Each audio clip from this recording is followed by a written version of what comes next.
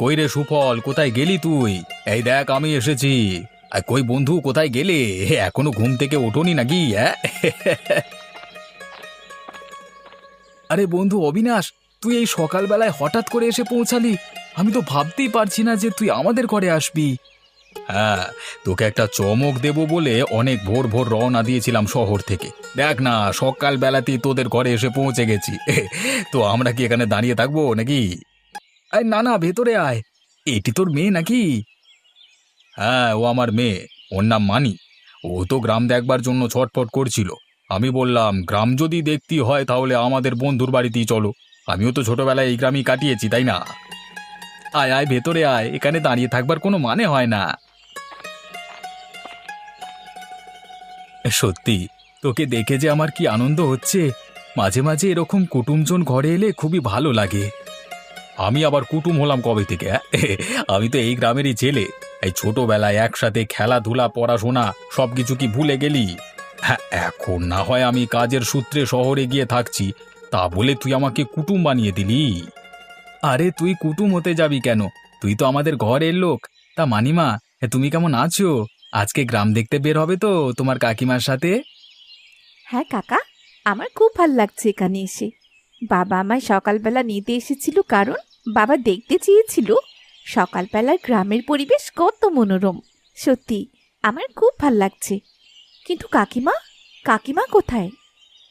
আরে সেই তো, তোমাদের জন্য জল খাবার আনতে গেল। এত দেরি করছে কেন? কই বিদিশা, তুমি তাড়াতাড়ি জল খাবারটা নিয়ে এসো।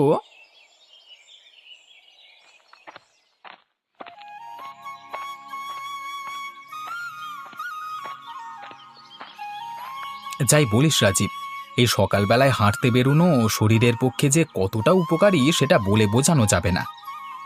হ্যাঁ, তা যা বলেছিস। দেখবি বয়সকালেও আমাদের হাত পা কতটা শক্ত থাকবে। কিন্তু আমরা যখন কর্মব্যস্ত হয়ে পড়ব, তখন কি আদেও হাঁটতে আসবার সুযোগ পাবো? সেটা নিয়েই চিন্তায় আছি। তা কোথায় কাজ পেলি আবার তুই? এখনো পাইনি, তবে বাবা কথাবার্তা বলছে একজন শহরের নামকরা ব্যবসায়ীর সাথে। আশা করছি খুব তাড়াতাড়ি কাজটা হয়ে গেলে আমি শহরে চলে যাব। তাহলে আমি কি করব রে? আমার জন্য কিছু একটা ব্যবস্থা কর। আমি কি ঘরে বসে থাকবো নাকি সারা জীবন? আগে আমাকে যেতে দে, তোর জন্য অবশ্যই আমি শহরে একটা কাজের ব্যবস্থা করে দেব। শহরে এই পরিবার ছেড়ে দূরে থাকতে আমার খুব খারাপ লাগে জানিস, কিন্তু কি করব বল, যুগের সঙ্গে তো চলতে হবে। এখনকার যুগে হাতে টাকা পয়সা না থাকলে কিছুই হবে না। তা যা বলেছিস, অর্থ যদি না থাকে তাহলে পরিবারের লোকজনও এক সময় পর দূরত্ব বজায় রাখতে শুরু করে। সেজন্য সময় থাকতে কাজে যোগদান করে যাওয়াই উচিত। আজকে কতদূর হাঁটতে হাঁটতে যাবি? ওই মোড় মাথাটার বটতলা পর্যন্ত গিয়ে আবার ফিরে চলে আসব। কাকিমা, আমি এখানে বন্ধু বান্ধব পাবো তো? সত্যি বলতে আমার না বন্ধু বান্ধব ছাড়া একদম ভাল লাগে না। হ্যাঁ হ্যাঁ, অবশ্যই পাবে। এখানে তোমার বন্ধু বান্ধবদের অভাব হবে না। তুমি যতদিন এখানে আছো, সবাই তোমার সাথে ভালোভাবেই মিশবে। আমাদের শহরে তো লোকজন ভালো করে মিশতেই চায় না, সবাই নিজেরটা নিয়েই ব্যস্ত। ওসব নিয়ে একদম মন খারাপ করে লাভ নেই। বন্ধু তো আর সবাই হয় না।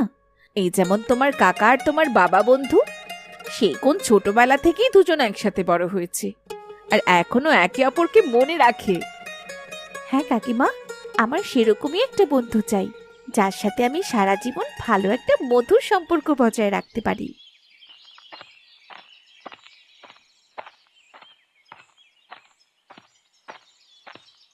আচ্ছা কাকিমা, তোমাদের গ্রামের কি একটাই কলতলা? হ্যাঁ মানি, আমাদের গ্রামের একটাই কল। এই কলেই সবাই জল নিতে আসে। দেখো না, কিছুক্ষণ পরেই তোমার বন্ধু চলে আসবে।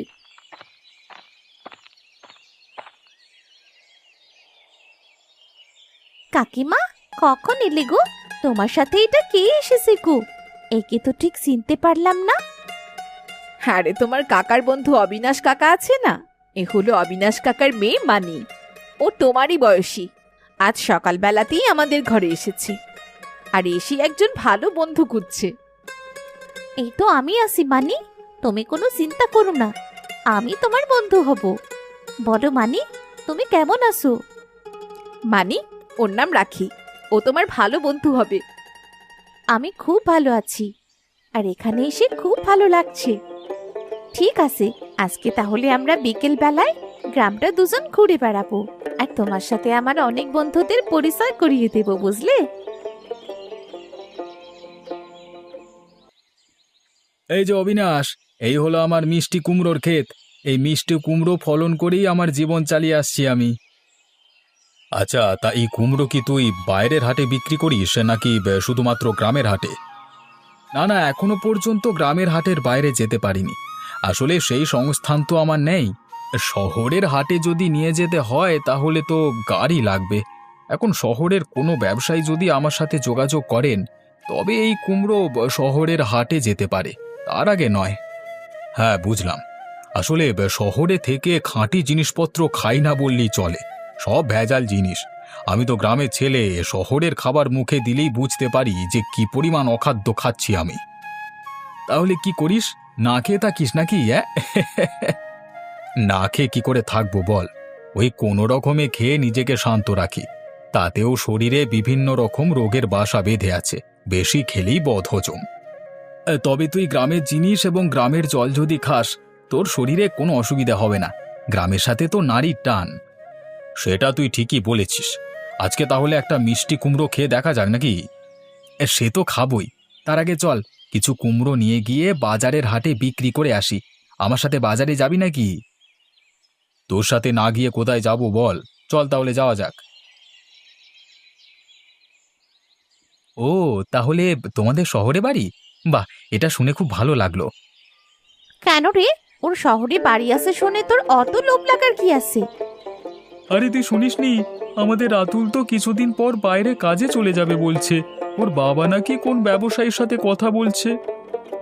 তাই নাকি? আগে শুনিনি তো কথাটা, আমি সবে মাত্র শুনলাম। হ্যাঁ, দেখ রাখি, কাজ তো আমাদের করতেই হবে, তাই আগে ভাগে চলে যাওয়াটাই ভালো, তাই না?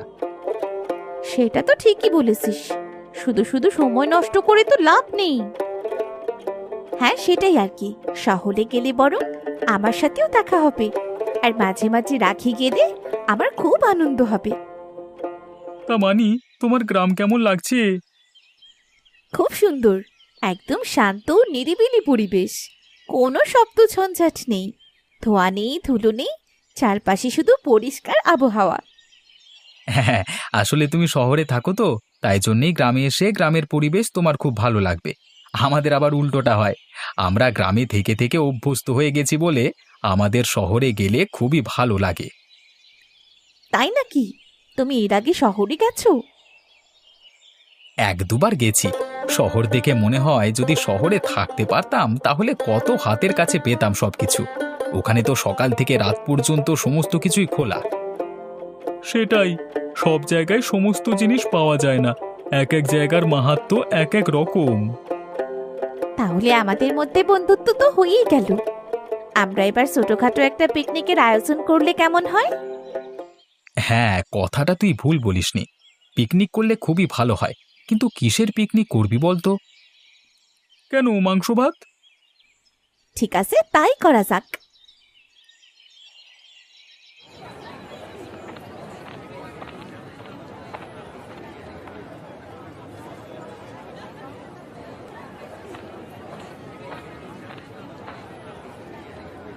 হ্যাঁ, তা সুপলদা, কুমড়োগুলো দেখতে তো খুবই সুন্দর গো। তা খেতেও ভালো হবে তো নাকি? না কুমড়োর ওপরটাই দেখতে সুন্দর, ভেতরটা ভস্কা? আরে কি বলছো দাদা, একটা কুমড়ো নিয়ে গিয়ে খেয়েই দেখো না কেমন খেতে হয়। আর এই কুমড়োগুলো যে সে কুমড়ো নয়, কুমড়োগুলো মিষ্টি কুমড়ো। ভালো করে তরকারি রেঁধে ভাত অথবা মুড়ির সাথে খেয়ে দেখো কেমন খেতে লাগে। তাই নাকি? আমার দেখি কেমন যেন মনে হচ্ছিল, আর তাছাড়া গন্ধটাও কেমন মিষ্টি মিষ্টি। তা দাদা, একটা কুমড়ো কত করে দিচ্ছ? একটা কুমড়ো 50 টাকা করে পিস। এর দামটা একটু বেশি হয়ে যাচ্ছে না দাদা? আর একটু কমালে ভালো হতো না? দাদা, আমি আজকেই এই জমি থেকে তুলে এনে প্রথম কুমড়ো ফেললাম বাজারে। এখনো লোকে জানে না এটা মিষ্টি কুমড়ো। আজকের দিনটা বিক্রি হতে দাও, আমি তোমাকে বলে দিচ্ছি, মিলিয়ে নিও। কালকে থেকে 70 থেকে 80 টাকা করে এক একটা কুমড়ো বিক্রি করব। হ্যাঁ, বলো কি গো দাদা, তাহলে তো আজকেই কিনে নিয়ে চলে যেতে হয়। কটা কুমড়ো দেবো বলো? দাম যখন বাড়বি বলছো তখন আমাকে দুটো কুমড়ো দিয়ে দাও। ওই দুটো কুমড়ো নিয়ে যাই কেমন? অন্তত এক সপ্তাহ তো চলবে, তারপর দেখা যাবে। হ্যাঁ হ্যাঁ, মানে হ্যাঁ। ঠিক আছে দাদা, তোমার 100 টাকা হয়েছে। এই নাও তোমার দুটো কুমড়ো।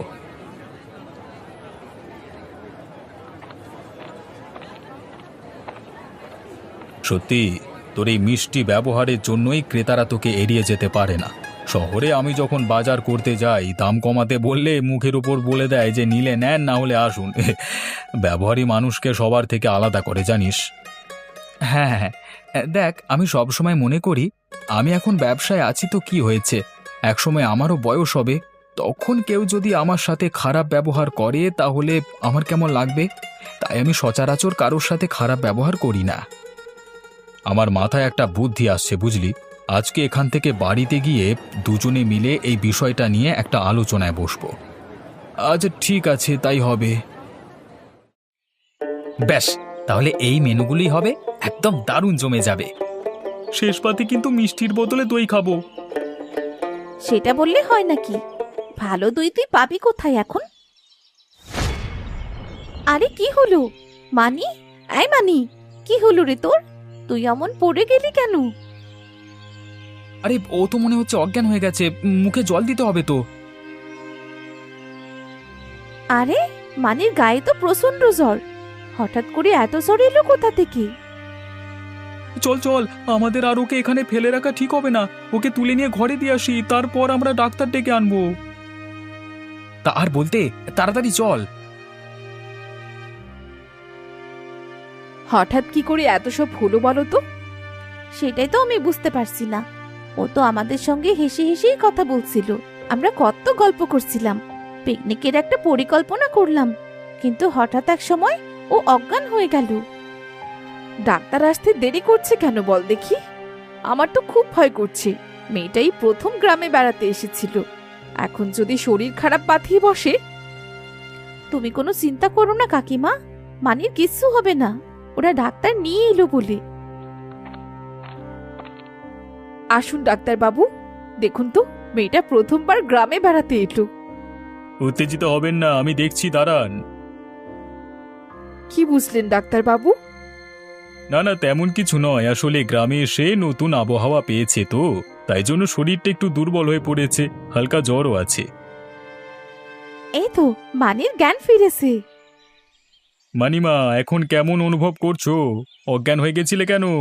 কেমন মনে হচ্ছিল শরীরটা? হঠাৎ করে মাথাটা ছিমছিম করে উঠল, আর তারপর খুব ঠান্ডা করছে। ও, একটু ঠান্ডা করবে মা, তোমার শরীরটা একটু খারাপ বুঝলে। আমি কিছু ওষুধ দিয়ে যাচ্ছি, সেই ওষুধ তুমি খেয়ে নিও, কেমন? তাড়াতাড়ি সুস্থ হয়ে উঠতে হবে তো, না হলে তো তোমার বন্ধুরা তোমার জন্য দুশ্চিন্তা করছে। আমার জন্য আমাদের পিকনিকটাই মাটি হয়ে গেল, আমার খুব খারাপ লাগছে। কিচ্ছু মাটি হয়নি, তুমি সুস্থ হয়ে ওঠো, তারপর আমরা সবাই মিলে পিকনিক করব। হ্যাঁ সেই আর কি, অত মন খারাপ করবার কিছুই নেই। আসলে কি জানো তো, ধীরে ধীরে শীতকালটা আসছে তো, তাই জন্য একটু এই সময় শরীর খারাপ করে। আর তুমি শহরে থাকতে গ্রামে এসেছো, তাই জন্য এখানকার আবহাওয়াটা একটু অন্যরকম লাগছে তোমার শরীরের পক্ষে, বুঝলে। ওকে কি কি খাওয়াবো ডাক্তার বাবু? আজকের রাতটা সিদ্ধ জিনিস খাওয়ান। হ্যাঁ, যদি কুমড়ো থাকে তাহলে সেই কুমড়োর ভর্তা করে খাওয়াবেন। এই সময় কুমড়ো শরীরের পক্ষে খুবই উপকারী, বুঝলেন তো। ঠিক আছে, তবে আমি চললাম। হ্যাঁ,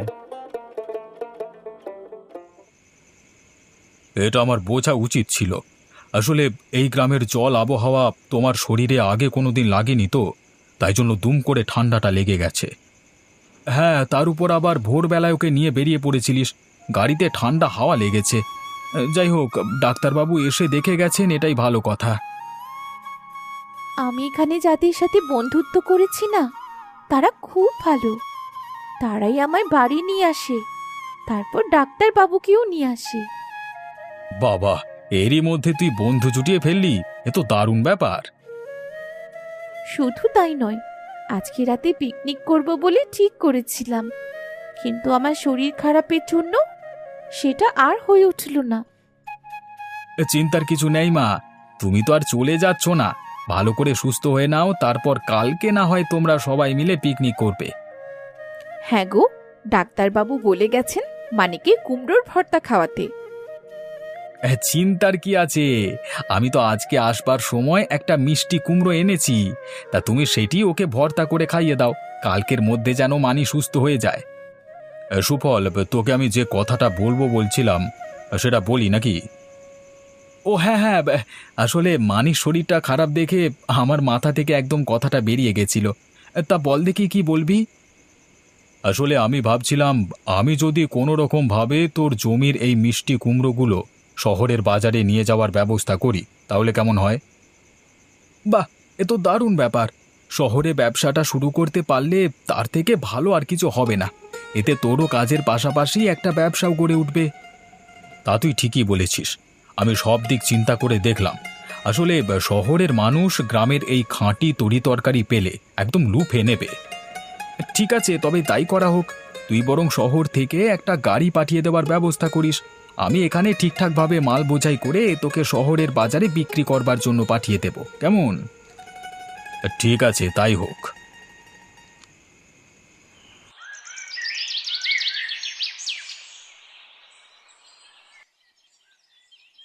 বিদিশা কাকিমা, মানে শরীর এখন কেমন আছে গো? আরে রাখি, আজকে আমি একদম সুস্থ। কাল মিষ্টি কুমড়ার ভর্তা খেয়ে আমার এত ভালো লাগছে। যাক, এটা দেখে আমার খুব ভালো লাগছে যে তুই সুস্থ হয়ে গেছিস। এই তো মানি, তুই তো একদম সুস্থ হয়ে গেছিস। হ্যাঁ, তোকে দেখে সত্যি খুব ভালো লাগছে রে। তাহলে আজকে আমাদের পিকনিকটা হচ্ছে তো? একদম, আজকে আর পিকনিক আটকাবে না। আজকে রাতেই আমরা জমজমাট খাবারের আয়োজন করছি। একদম, আমি আর রাজীব তাহলে এখন থেকে শুরু করছি আয়োজন। আজকে তাহলে শেষ পাতে কিন্তু দই। এই ছেলেটার শুধু দই আর দই, তাছাড়া আর কোনো খাবার নেই তোর? আচ্ছা, আমি একটা কথা বলতে চাই। কালকে ডাক্তারবাবু বলে গেলেন এই সময় কুমড়ো খেলে শরীরের পক্ষে উপকার। তাহলে আজ আমাদের শেষ পাতে যদি মিষ্টি কুমড়ার চাটনি করা হয় তাহলে কেমন হবে? এতক্ষণে একটা কথার মতো কথা বলেছে মানি। মিষ্টি কুমড়োর চাটনি আর পাঁপড় ভাজা, সাথে দইও থাকবে। ব্যাস, তাহলে আজকে রাতে আমাদের জমিয়ে পিকনিক হবে। হ্যাঁ রে, তুই শুধু পিকনিক করবি আর আমরা কি বসে বসে দেখব? আমাদের কথাও তো একটু ভাব। হ্যাঁ, তোমরা যদি পিকনিক করতে চাও করতে পারো, আমাদের কোনো অসুবিধে নেই। হ্যাঁ, করব না কেন? আজ রাতে তাহলে আমরা তিনজনও তোদের সাথে যোগ দিচ্ছি।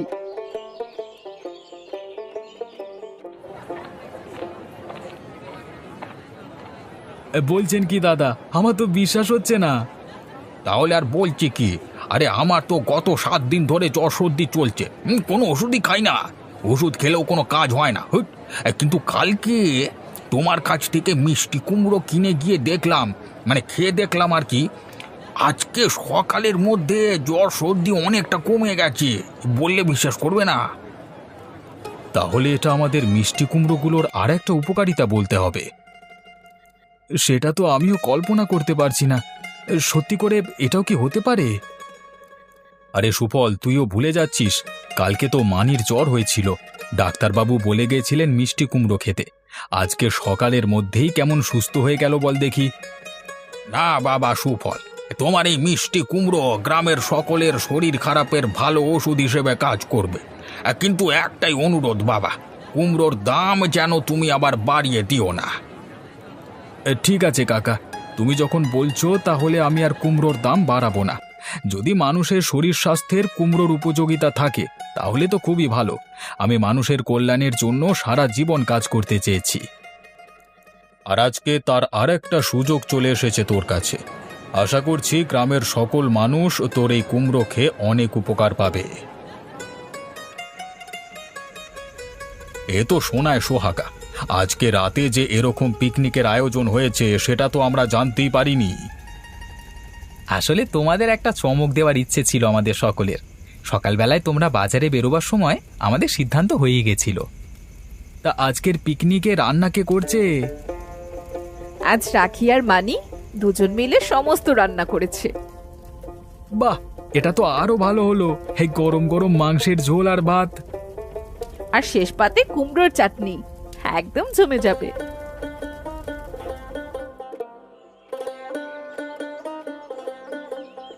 তাহলে সুফল ওই কথাই রইল। আমি তাহলে শহরে গিয়েই ব্যবসাটা শুরু করবার ব্যবস্থা করছি। একদম। আমি এদিকে আমার কুমড়ো চাষের পরিমাণ আরো বাড়ানোর চেষ্টা করছি। আবার কবে আসবি মানি? আমার ভীষণ মন খারাপ করছে। আমার স্কুল ছুটি পড়লে আর বাবা ছুটি পেলেই আমি আবার চলে আসব। হ্যাঁ, তারপর তো আমি শহরে যাচ্ছি, সেখানে গেলে দেখা হবে। হ্যাঁ, তুমি শহরে কাজে গেলে আমার সাথে অবশ্যই দেখা করবে। এই কদিনের কথা আমার খুব মনে পড়বে। সত্যি খুব খারাপ লাগছে তোমাদের ছেড়ে যেতে। খারাপ তো একটু হবেই। এই কদিনে তোদের মধ্যে যে সুন্দর একটা বন্ধুত্ব গড়ে উঠেছে, তার জন্যই একে অপরকে ছেড়ে থাকতে খুব কষ্ট হচ্ছে। কিন্তু মানি, তুমি ছুটি পেলেই আবার চলে আসবে কিন্তু। আমি ছুটি পেলে অবশ্যই চলে আসব। আর তোমরাও শহরে যেও, কেমন? তবে এখন আমি আসি।